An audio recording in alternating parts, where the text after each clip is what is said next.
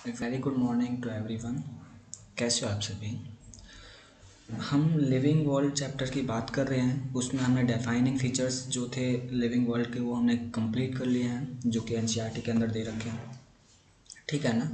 आज उन्हीं करेक्टर्स में से कुछ एक करेक्टर जो हैं बच गए हैं, जो कि आप लोगों के लिए बहुत ज़रूरी है। हालांकि एनसीईआरटी में नहीं है, बट कहीं ना कहीं आपके सिलेबस में वो आ जाएंगे, लेकिन उनको समझना आप लोगों के लिए बहुत ज़रूरी हो जाता है।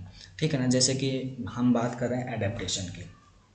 अगर मैं एडेप्टेशन की बात करूं, देखो अब जिस भी एनवायरनमेंट में रह रहे हो, जहाँ भी रह रहे हो, जो भी आपका क्लाइमेटिक फैक्टर है, क्या जो भी क्लाइमेटिक फैक्टर वहाँ का आपका प्रेजेंट है, ठीक है ना, उस क्लाइमेटिक फैक्टर के अकॉर्डिंग आप वहाँ पे सरवाइव कर रहे हो, एडजस्ट कर रहे हो।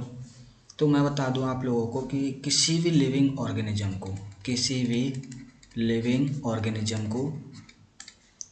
किसी पर्टिकुलर एनवायरनमेंट में रहने के लिए किस दो चीज़ों की ज़्यादातर आवश्यकता होती है। ठीक है ना। दो चीज़ों की ज़रूरत होती है। पहली, सर्वाइवल। ठीक है ना, उसकी सर्वाइवल में कोई प्रॉब्लम नहीं आए। दूसरी, ब्रीडिंग, कि वो रिप्रोडक्शन कर सके अपनी स्पीसीज को एग्जिस्ट करने के लिए। ठीक है ना। क्लियर है। या तो वो सर्वाइव करेगा या फिर ब्रीड करेगा। इन दो चीज़ों के लिए जो है एक पर्टिकुलर लिविंग ऑर्गेनिज्म इस दुनिया में आता है, और वो इन दो काम को करने के लिए वो उस पर्टिकुलर एनवायरनमेंट के अकॉर्डिंग जो है अपने आप को अडेप्ट कर लेता है। ठीक है, अपने आप को अडेप्ट कर लेता है। तो मैं वही बात करने जा रहा हूँ कि हम बात करें, अगर पॉइंट वाइज देखें, कि जो एडेप्टेशन होती है वो यूजफुल होती है। ठीक है ना। इनहेरिटेबल एडेप्टेशन के अंदर किसी लिविंग ऑर्गेनिज्म को अगर एडेप्ट करना है अपने आप को उस पर्टिकुलर एनवायरनमेंट के अकॉर्डिंग, तो उसको क्या करना पड़ेगा, यूजफुल और इनहेरिटेबल चेंजेस करने पड़ेंगे अपने आप अपनी बॉडी के अंदर। यूजफुल और इनहेरिटेबल चेंजेस किस में चेंज करना पड़ेगा, बॉडी के अंदर। क्या क्या हो सकते हैं वो चेंजेस, इन फॉर्म, उसके जो फॉर्म है, साइज है, शेप है बॉडी, उसमें चेंजेस करने पड़ सकते हैं। उसके बॉडी फंक्शंस में चेंजेस करने पड़ सकते हैं। एग्जांपल भी मैं बताऊंगा आप लोगों को। ठीक है ना। उसके बिहेवियर में हम ऐड चेंजेस कर सकते हैं, बिहेवियर। ठीक है ना। बिहेवियर में चेंज हमने वो अपने आप को उस एनवायरनमेंट के अकॉर्डिंग चेंज कर लेता है, ढाल लेता है। ठीक है ना। विच इनेबल्स, क्या कर देता है, विच, ये चेंजेस क्या कर देते हैं उसकी बॉडी में, enables, which enables organism to adjust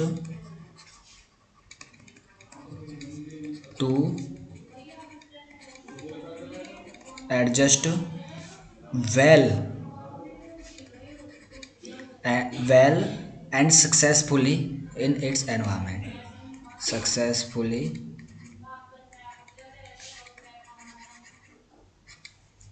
in its environment। ठीक है ना। ठीक है ना। ये आपका एडेप्टेशन के डेफिनेशन हम बोल सकते हैं। देखो, कोई भी एडेप्टेशन के अंदर कोई भी चेंजेस आपके अगर हो रहे हैं बॉडी में, कोई भी चेंजेस, यूजफुल चेंजेस जो हैं, ठीक है ना, यूजफुल चेंजेस हो रहे हैं, यूजफुल इनहेरिटेबल चेंजेस का मतलब कि वो जो चेंजेस, ऐसे चेंजेस जो कि एक जनरेशन से दूसरी जनरेशन में पास ऑन हो सकते हैं। ठीक है ना। क्लियर है। तो जैसे कि जिराफ का लेके देखो, वो क्या कर रहे थे, मतलब कि वो पहले तो छोटे छोटे पौधे थे, है ना, और वो भी छोटे थे, तो वो आसानी से खा लेते थे नीचे झुक के। लेकिन बाद में क्या है, जैसे छोटे छोटे पौधे ख़त्म होने लगे और बड़े पौधे उनको देखने को मिले, तो वो क्या करने लग गए कि उस उनकी जो गर्दन है वो बड़ी होती गई, उस वहाँ का जो एनवायरनमेंट था उसके अकॉर्डिंग ही तो था वो सब कुछ। ठीक है ना। और ये जो है इनहेरिटेबल था। आप लोगों ने देखा कि उनकी नेक्स्ट जनरेशन में कई सालों बाद जब उनकी नेक्स्ट जनरेशन में भी वो गर्दन जो बड़ी देखने को हमें मिली। ठीक है ना। वो कहाँ थी, उसके फॉर्म में थी, बॉडी के फंक्शंस में थी, बिहेवियर में थी। बिहेवियर, इन इन सभी के अंदर चेंजेस आए, जिसको क्या कर दिया, उन चेंजेस ने उसको क्या कर दिया, सक्सेसफुली एनवायरनमेंट में एडजस्ट कर दिया। ठीक है ना, जिससे कि वो अपनी सर्वाइवेबिलिटी और ब्रीडिंग प्रोसेस कर सके। ठीक है। अगर नेक्स्ट मैं बात करूँ ऐसे जो ऑर्गेनिज्म होते हैं वो बेस्ट एडेप्टेड होते हैं अपने एनवायरनमेंट में, या फिर वो अपनी प्रोसेस जितनी भी चेंजेस उनकी बॉडी के अंदर आए हैं उनको इनहेरिट कर सकते हैं, उन ट्रेट को इनहेरिट कर सकते हैं। और उनको इनहेरिट करने के बाद मतलब उनको अडेप्ट करने के बाद, उन ट्रेड्स को अपने अंदर अडेप्ट करने के बाद वो क्या कर सकते हैं, बेस्ट सर्वाइवेबिलिटी शो कर सकते हैं, ठीक है ना। और ब्रीडिंग अच्छे से ब्रीड कर सकते हैं। इससे क्या होगा, जो नेचुरल फिटेस्ट जो होता है, मतलब जो नेचर के अंदर फिट होगा वो नेचर उसी को रखने की कोशिश करेगी इस दुनिया के अंदर, ठीक है ना, उसी को सरवाइव होने देगी। तो ये क्या है, नेचर के लिए फिट हो जाते हैं जब वो पर्टिकुलर एडेप्टेशन शो करने लग जाते हैं अपने एनवायरनमेंट में, ठीक है ना। तो ये एडेप्टेशन था। एडेप्टेशन जो है दो तरीके का हमें देखने को मिलता है। फर्स्ट अगर हम बात करें एडेप्टेशन की, कि एक तो होता है शॉर्ट टर्म, एक होता है शॉर्ट टर्म एडेप्टेशन, ठीक है ना, शॉर्ट टर्म एडेप्टेशन। और एक होता है long term adaptation, long term adaptation, ठीक है ना। एक होता है शॉर्ट टर्म एडेप्टेशन और एक होता है लॉन्ग टर्म एडेप्टेशन। अगर मैं बात करूँ शॉर्ट टर्म एडेप्टेशन की, ये जो एडेप्टेशन होता है ये एक पर्टिकुलर मतलब कि कह सकते हैं टेम्परेरी चेंज होना, टेम्परेरी चेंज होना बॉडी के अंदर, टेम्परेरी चेंज, ठीक है ना। टेम्परेरी चेंज का मतलब जैसे कि जो सीजन के अकॉर्डिंग जो मौसम जो बदलता रहता है, जो क्लाइमेट चेंज होता है उसके अकॉर्डिंग वो अपने आप को ढाल लेता है। जैसे कि सर्दी आई, ह्यूमन का एग्जांपल देता हूँ मैं बेस्ट। सर्दी आने पे क्या होता है, वो कपड़े जो हैं वैसे कपड़े पहन लेता है जो कि गर्मी प्रोड्यूस करते हैं, हीट प्रोड्यूस करते हैं बॉडी के अंदर, जो उसको ठंड नहीं लगने देते, ठीक है ना। जैसे ही ठंड चली जाती है, सर्दी चली जाती है, तो वो गर्मी के अकॉर्डिंग रहने लग जाता है, ठीक है ना।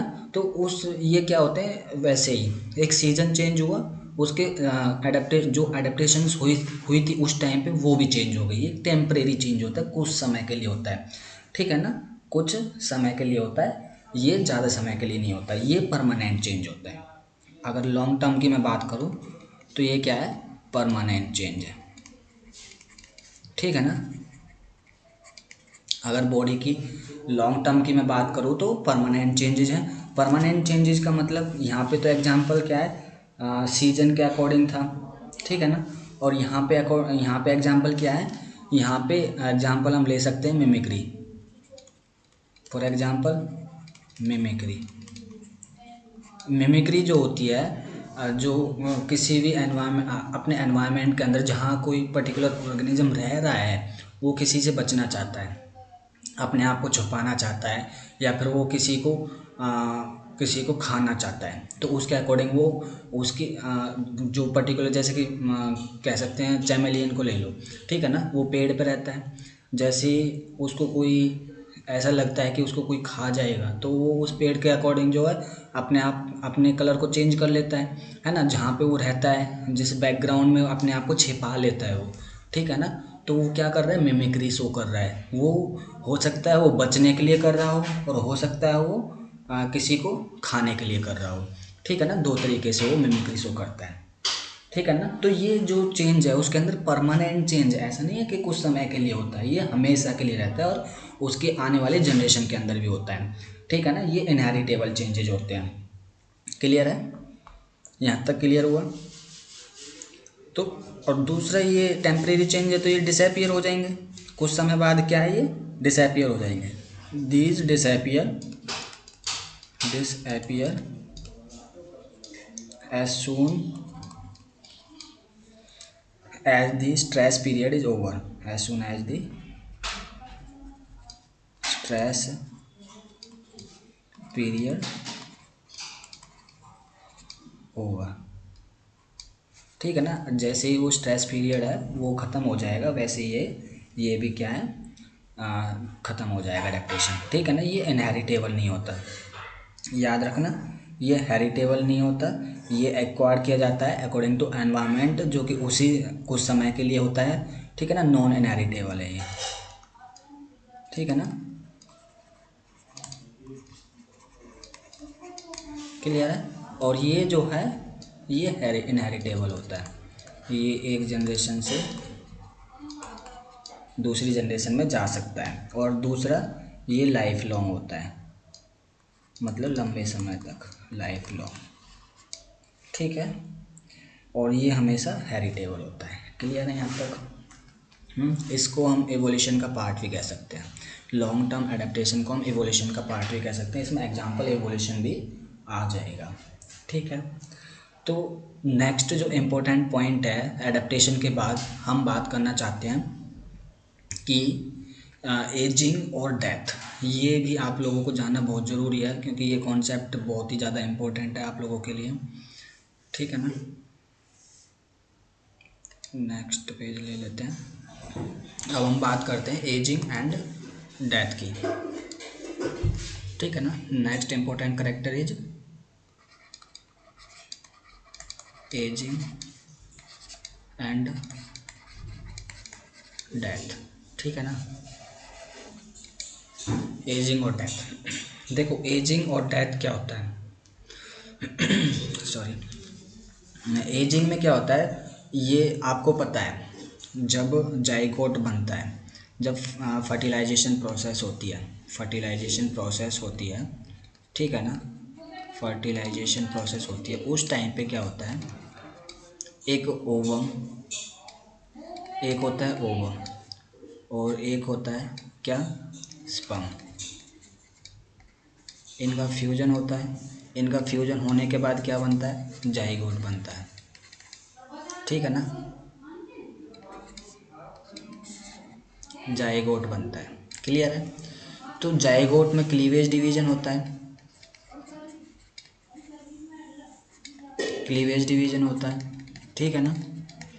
क्लीवेज डिवीजन होने के बाद, क्लीवेज डिवीजन जब होता है तो उसमें क्या होता है, क्लीवेज डिवीजन होता है तो उसमें सेल डिवाइड कर रही है, मतलब सेल डिवीजन प्रोसेस कर रही है। तो जब भी सेल डिवीजन होता है, जिस टाइम भी सेल डिवाइड करती है, स्टार्टिंग से ही सेल डिवाइड कर रही है और जब तक वो मरता है तब तक सेल डिवाइड करती है, ठीक है ना, क्लियर है। जब तक वो सेल डिवाइड करेगा, तो जब भी सेल डिवीजन होगा, जिस बार भी सेल डिवीजन होगा, उस टाइम पे जो है एजिंग जो है, हमारी एज जो है घट जाती है, एजिंग प्रोसेस डिटेरियोरेट हो जाती है, ठीक है ना। डिटेरियोरेट मतलब डिक्रीज होती चली जाती है, हमारी एज कम होती चली जाती है जब भी सेल डिवीजन होता है। ऐसा क्यों होता है, इसके पीछे दो रीज़न है। देखो पहला जो रीज़न मैं बता दूँ आप लोगों को, ये डीएनए के बारे में आपने सुना होगा। डीएनए कुछ ऐसा होता है, हमारा डबल स्ट्रैंड होता है, ये एक स्ट्रैंड हो गई, ये दूसरी स्ट्रैंड हो गई, ठीक है ना। तो ये एक स्ट्रैंड और ये दूसरी स्ट्रैंड, ये हेलिकल फॉर्म में होता है। जब डिवीजन होता है उस टाइम पे ये इस फॉर्म में प्रेजेंट होता है, जिसको आप लोगों ने क्रोमोसोम नाम दे रखा है, इस फॉर्म में प्रेजेंट होता है, ठीक है ना, इस फॉर्म में ये प्रेजेंट रहेगा। तो ये क्या है, क्रोमोसोम है, जिसको आप गुणसूत्र भी बोल देते हो। ये क्या है, क्रोमोसोम, समझने की कोशिश करना। और ये क्या है, डीएनए।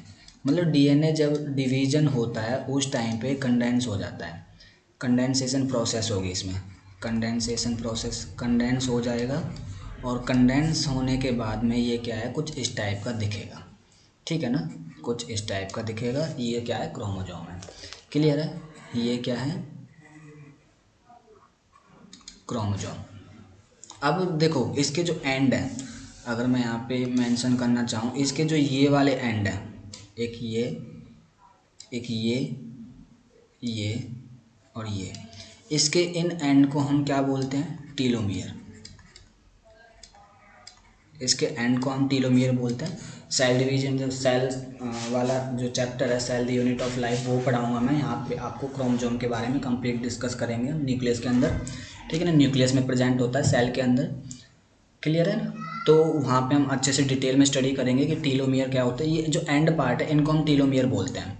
अब क्या होता है, जो ये टीलोमियर होता है ना, जब भी सेल डिवाइड करता है ये टीलोमियर रिड्यूस होता जाता है, रिड्यूस होता जाता है, ठीक है ना। टीलोमियर क्या होता जाता है, रिड्यूस होता जाता है। मान के चलो जैसे ये डीएनए है, ये इसका एंड है, ठीक है ना, इसको हम क्या बोल रहे हैं, टीलोमियर बोल रहे हैं, ठीक है। तो जैसे ही सेल डिवीजन होगा, सेल डिवीजन होगा तो ये वाला पार्ट है सिर्फ यहाँ तक डिवीजन होगा, ये वाला पार्ट ख़त्म हो जाएगा, ठीक है ना, ये वाला पार्ट बिल्कुल ख़त्म हो जाएगा, ये वाला पार्ट नहीं रहेगा, ठीक है ना। तो ये सिर्फ यहाँ तक डिवाइड करेगा, ठीक है ना, इधर पोजीशन तक ये डिवाइड करेगा। तो आगे वाला पार्ट जो इतना वाला पोर्शन है इसका गायब हो गया है ना, इतना वाला पोर्शन गायब। तो नेक्स्ट टाइम पे जो है कैसा होगा, ये डिवीजन के बाद नेक्स्ट टाइम पे ये सिर्फ हमें थोड़ा सा दिखाई देगा, इसका एंड जो है वो कट जाएगा। फिर नेक्स्ट जो सेल साइकिल होगी तो फिर और थोड़ा सा ये कट जाएगा, ठीक है ना, और थोड़ा सा कट जाएगा। फिर नेक्स्ट सेल साइकिल होगी, धीरे धीरे क्या है इसके जो एंड है दोनों तरफ से होते हैं, ऐसा नहीं है इस तरफ से, यहाँ से भी, यहाँ से भी, यहाँ से, यहाँ से। तो ये क्या है छोटा होता चला जाता है, मतलब कि टीलोमियर जो ये डीएनए जो है या फिर क्रोमोसोम कह सकते हैं, जब कंडेंस फॉर्म में क्रोमोसोम बोल लेते हैं, जब ये खुला रहता है तो इसको डीएनए बोल देते हैं, थ्रेड लाइक स्ट्रक्चर। तो ये जो डीएनए है ये एंड से डिक्रीज होता चला जाता है, रिड्यूस होता चला जाता है, इसका साइज है। और ये जैसे साइज मान के चलो इतना साइज जो है इसका रिड्यूस हो गया, ठीक है ना, इतना साइज इसका रिड्यूस हो गया। अब जब ये साइज रिड्यूस हुआ था, जब ये साइज रिड्यूस हुआ था तो इसमें कुछ प्रोटीन बनाने की इन्फॉर्मेशन थी, इस वाले पोर्शन में, इस वाले पोर्शन में कुछ प्रोटीन बनाने की इन्फॉर्मेशन थी, क्योंकि डीएनए के पास क्या होती है, इन्फॉर्मेशन होती है आरएनए बनाने की और उसके प्रोटीन को एक्सप्रेस करने की, ठीक है ना। तो वो प्रोटीन यहाँ पे जब ये पोर्शन नहीं रहेगा तो आरएनए कैसे बनेगा, क्योंकि ये सीक्वेंस क्या था, आरएनए बनाने के लिए था। अब ये सीक्वेंस नहीं है तो आरएनए भी नहीं बनेगा और प्रोटीन भी नहीं बनेगी, ठीक है ना। तो ये जो सीक्वेंस था जिस प्रोटीन के लिए एनकोड कर रहा था, अब वो प्रोटीन नहीं बन रही है, वो प्रोटीन नहीं बन रही है। अब वो प्रोटीन मान के चलो किसी एंजाइमेटिक एक्टिविटी में रोल प्ले कर रही थी, ठीक है ना, एंजाइमेटिक एक्टिविटी में रोल प्ले कर रही थी, ठीक है ना, कुछ सिंथेसिस कर रही होगी, कुछ ब्रेक डाउन कर रही होगी, मीन्स कुछ एंजाइम का काम कर रही है वो, ठीक ना, कैटालिटिक एक्टिविटी शो कर रही है वो प्रोटीन। तो अब जब ये प्रोटीन ही नहीं होगी तो वो एंजाइमेटिक एक्टिविटी कहाँ से होगी, अब वो एक्टिविटी नहीं होगी। अब वो एक्टिविटी नहीं होगी तो क्या होगा, तो जिस के ऊपर वो प्रोटीन काम कर रही थी वो प्रोडक्ट ना तो सिंथेसाइज होगा या फिर ना वो कैटेलाइज होगा, ठीक है ना, ब्रेक डाउन होगा, तो वो प्रोडक्ट जो है एज इट इज़ रहेगा, ठीक है। तो इस वजह से क्या है, हमारे जो सेल के अंदर जितनी भी रिएक्शन होती हैं वो रिड्यूस होती चली जाती हैं टाइम टू टाइम, ठीक है ना, टाइम के साथ में वो डिक्रीज होती चली जाती है, क्योंकि हमारी बॉडी के अंदर क्या हो रहा है, डिवीजन हो रहा है। और हर डिवीजन पे क्या होता है, क्रोमोसोम के जो लास्ट वाला पार्ट होता है, टिप जो होती है जिसको हम बोलते हैं टीलोमियर, वो रिड्यूस होता चला जाता है, ठीक है ना, जो कि एजिंग प्रोसेस को अफेक्ट करता है, ठीक है। पहला तो ये रीजन है, क्लियर है। पहला क्या रीजन है कि टीलोमियर रिड्यूस होने की वजह से क्या है, जो एजिंग प्रोसेस पे अफेक्ट पड़ रहा है, ठीक है ना, कि वो उसको मृत्यु की तरफ लेके जा रही है, ठीक है।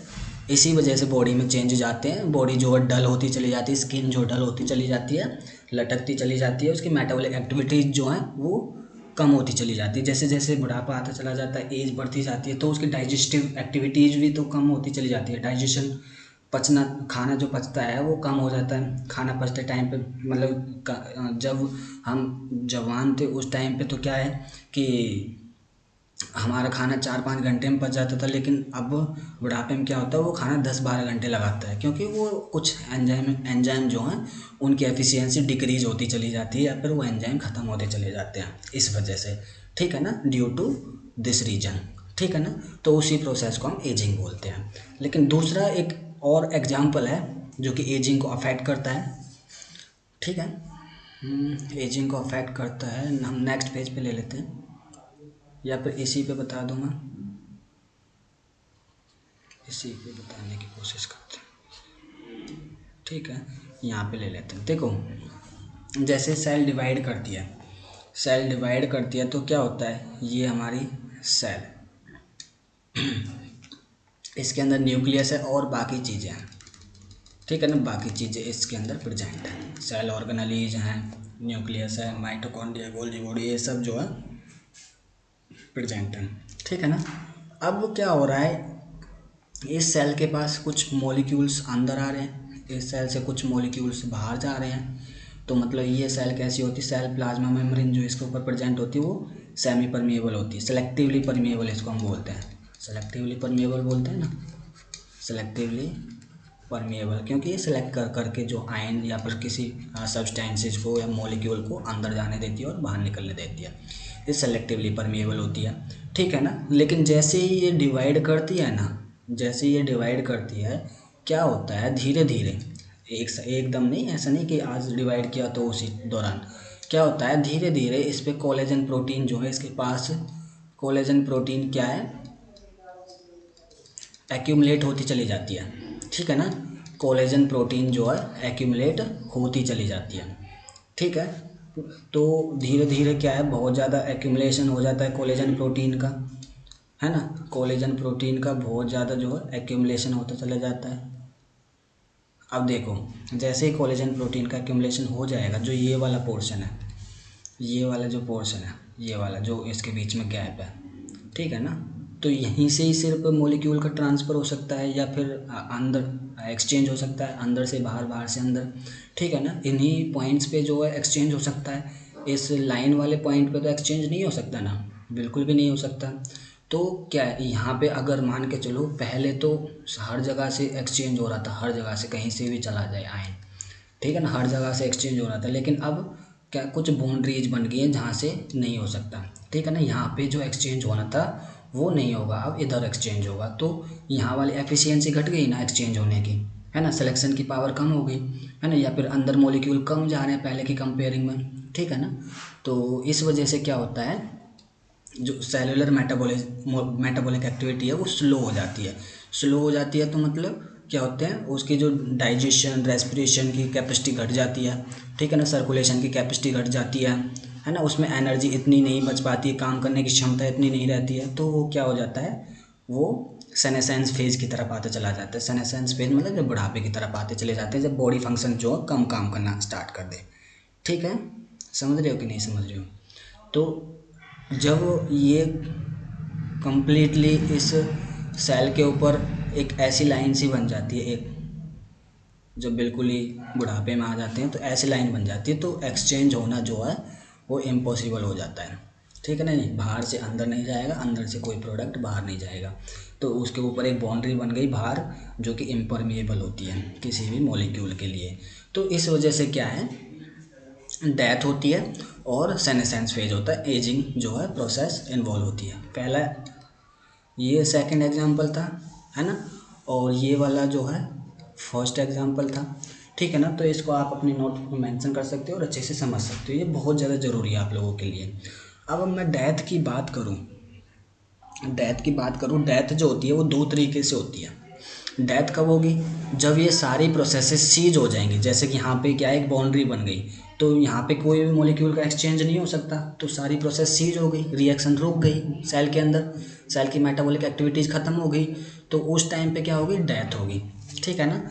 अब जैसे ये छोटा छोटा होता होता होता क्या है, यहाँ तक आ गया, है ना, इतना सा हो गया, ठीक है, इतना सा हो गया, तो क्या होगा, तो डेथ हो जाएगी, ठीक है ना। तो क्योंकि इन्फॉर्मेशन तो बची ही नहीं किसी प्रोटीन को बनाने के लिए, और जब प्रोटीन ही नहीं बनेगी तो बॉडी के अंदर मसल्स में क्या रहेगा, एंजाइम का काम कौन करेगा, हार्मोन्स का काम कौन करेगा, ठीक है ना, मसल्स को स्ट्रॉन्ग बनाने का काम कौन करेगा, कॉन्ट्रैक्शन करने का काम कौन करेगा मसल्स को, हार्ट को चलाने का काम कौन करेगा, क्योंकि हार्ट मस्कुलर होता है ना, मसल की वजह से ही वो चल पाता है, कॉन्ट्रैक्ट कर पाता है, ठीक है ना। तो ये सारे काम ना होने की वजह से डेथ हो जाती है, ठीक है। तो अब मैं बात करता हूँ कि डेथ जो कितने तरीके की होती है। डेथ की अगर हम बात करें, जो डेथ होती है वो होती है दो तरीके की। पहली पहली की अगर मैं बात करूँ तो बायोलॉजिकल डेथ, बायोलॉजिकल डेथ, ठीक है ना। और अगर दूसरी डेथ की मैं बात करूँ तो clinical death.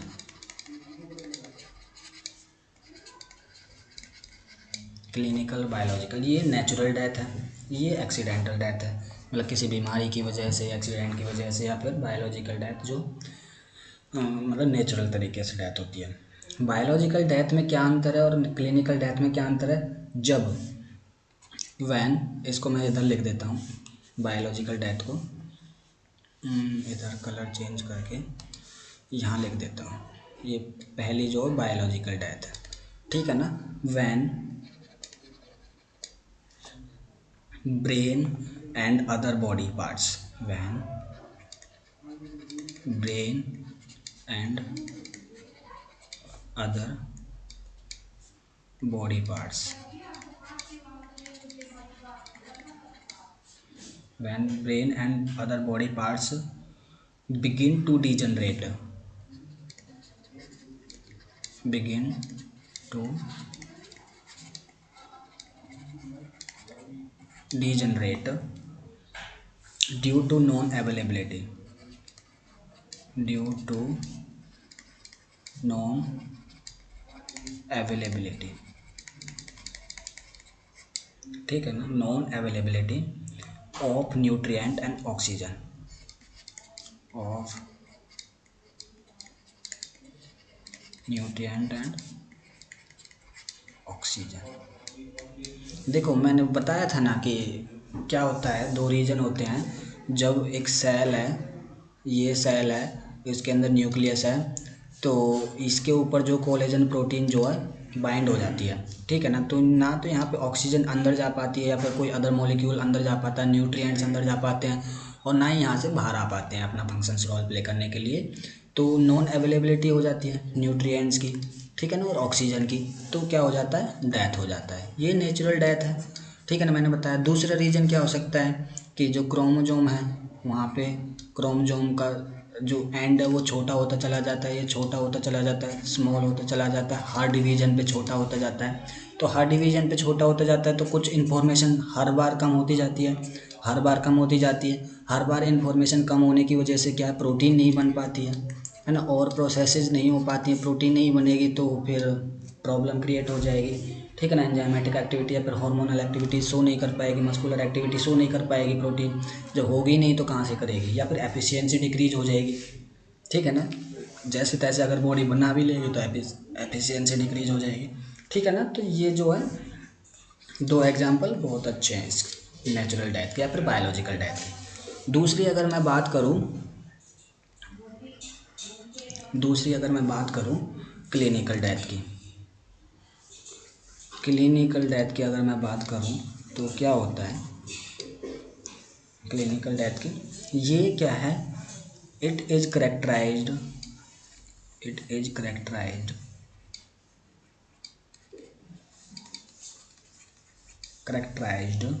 Bye stoppage of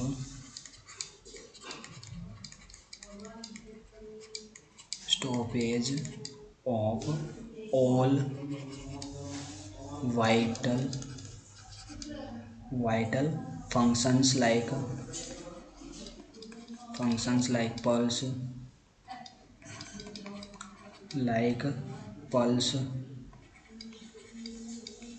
याद रखना ये सब चीज़ें, हार्ट बीट,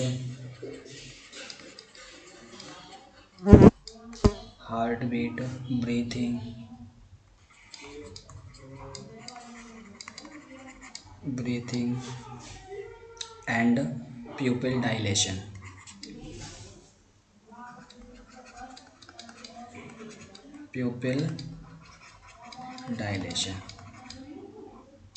ठीक है ना, ETC। अगर ये जो है वाइटल फंक्शन जितने भी वो रुक जाते हैं, उनका स्टॉपेज हो जाता है, पल्स रेट जो डिक्रीज हो जाती है, हार्ट बीट डिक्रीज हो जाती है, ब्रीथिंग नहीं हो पाती है, या फिर कह सकते हैं प्यूपिल जो डायलेट नहीं कर पाती है आइज की, तो वो क्या है कि इनकी स्टॉपेज की वजह से अचानक कुछ गड़बड़ हुई है, कुछ बीमारी की वजह से, कुछ अदर माइक्रोब की वजह से, या फिर कुछ बॉडी फंक्शंस में हम अच्छे से न्यूट्रिएंट्स नहीं ले पा रहे हैं, या फिर हम कुछ अपनी बॉडी के साथ जो है गलत कर रहे हैं, तो उन कंडीशंस में क्या होता है, क्लिनिकल डेथ होती है। उन कंडीशन के अंदर क्या होता है, क्लिनिकल डेथ होती है। ठीक है ना, क्लियर है। जो हमारे नेचुरल तरीके से नहीं होती, नेचुरल डेथ कहलाती है हमारी बायोलॉजिकल डेथ, और आर्टिफिशियल जो एक्सीडेंटल डेथ कहलाती है हमारी क्लिनिकल डेथ। ठीक है ना। तो ये जो दो करेक्टर्स थे बहुत ही ज़्यादा इम्पोर्टेंट थे, बहुत ही ज़्यादा इम्पोर्टेंट आप लोगों के लिए, और आपको पता भी चल गया होगा। ऐसा क्वेश्चन नीट में भी आता है, नीट पॉइंट ऑफ व्यू से आता है। हालांकि मैं 12th में 11th में ये प्रोसेस जो रिपीट होंगी, तो मैंने सोचा कि इसी चैप्टर में आपको बता दिया जाए। जब करेक्टर्स की बात कर रहे हैं तो हम लिविंग ऑर्गेनिज्म की, तो बार बार बताने की ज़रूरत नहीं पड़ेगी, और जब दूसरी बार आप पढ़ोगे तो उस टाइम पे आपको समझने में कोई दिक्कत नहीं आएगी। ठीक है ना। तो ये आपके दो बहुत ही ज़्यादा इंपॉर्टेंट करेक्टर थे और आपको पता भी चल गया होगा।